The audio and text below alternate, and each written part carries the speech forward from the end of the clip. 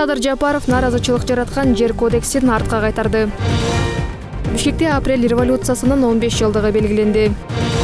Ысык көлдө канаттуулар массалык түрдө атылды деген видео тарады.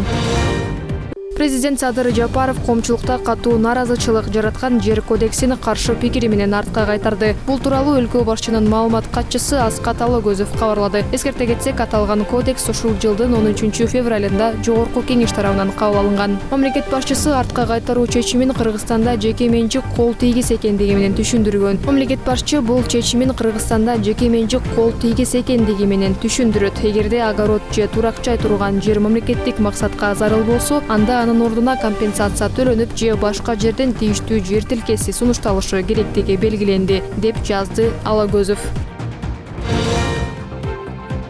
Бүгүн 2010 жылдагы апрель революциясынын 15 жылдыгы белгиленди. Бул тууралуу министрлер кабинети билдирет. Маалыматка ылайык, министрлер кабинетинин төрагасынын орун басары Эдил Байсалов, Бишкек шаарынын мэри Айбек Жунушалиев, маданият, маалымат жана жаштар саясаты министри Мирбек Мамбеталиев элдин эркиндиги үчүн курман болгон жарандардын элесине арналган монументке гүл коюп маркомдарды эскеришти. Быйыл 24 марттагы элдик революциясынын 20 жылдыгын жана 7 апрелдеги окуялардын 15 жылдыгын белгилеп жатабыз. Бул даталар тарыхыбызга түбөлүккө жазылды. Биз аларды унутпайбыз. Элибиз адилеттүүлүк, таза бийлик жана эркиндик үчүн күрөшкөн. Кубандырганы мурдагыдан айырмаланып, азыр эл менен бийликтин ортосундагы биримдикти көрүүдөбүз. Бүгүн элдин мүдөөсү менен тилеги ишке ашып жатат. Апрель революциясы Кыргызстандын адилеттүү жана демократиялык мамлекет катары калыптанышында маанилүү этап болгон, деди Байсалов. Эске салсак, быйылкыга чейин 7 апрель күнү календарда кызыл дата катары белгиленип келген.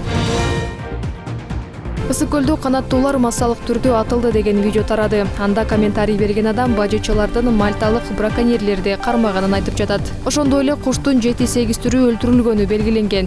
Эске салсак, Ысык көл биосфералык аймак болуп саналат. Тиешелүү органдар расмий маалымат бере элек.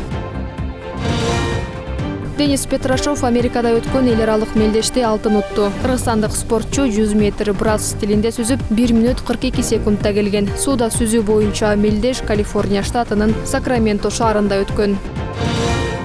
Күн мурун Бишкек шаарында велосезон 2025 аттуу салтка айланган вело жүрүш өттү. Муниципалитет билдиргенде, иш-чарага жүздөгөн шаардыктар, велосипед сүйүүчүлөр жана активдүү жашоо образын жактагандар катышты. Вело жүрүш Дайыр Асанов атындагы Жеңиш паркындагы эстеликтен башталып, Газпром балдарга дене тарбия ден соолукту чыңдоо комплексинде аяктады. Катышуучулар 5,5 чакырым аралыкты велосипедде өтүштү.